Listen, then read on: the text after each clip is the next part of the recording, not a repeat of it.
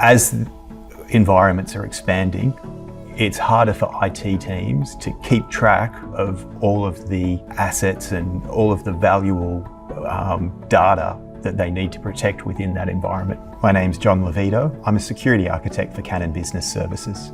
New vulnerabilities are being discovered every day.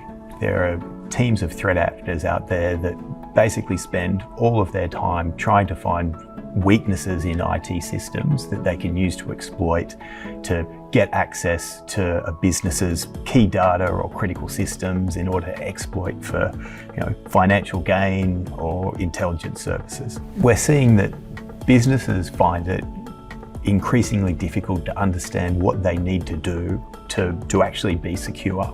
And part of that is that as the compliance and the regulatory landscape expands, it's harder for an IT team to be across all of their compliance requirements and all of their regulatory obligations that they face within the jurisdiction that they operate in.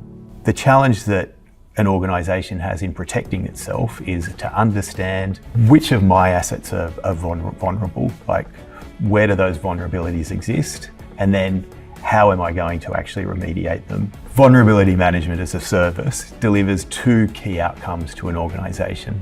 The first is that it lets an organisation understand what assets they have that are vulnerable to attack and what they need to do to remediate those and close down those attack vectors so that they're not able to be exploited by a threat actor out there. The second thing that vulnerability management gives you is it gives you a much better understanding of what assets that you actually have. Like, part of vulnerability management is to actually run that discovery process on a regular basis so that as new assets pop up, you can automatically put them into your vulnerability management process so that you don't have assets out there, hanging out there that are unprotected. If you'd like to learn more about any of the services we offer, or even if you just want to talk about what it means for your organisation to be secure, reach out to us. We'd love to talk.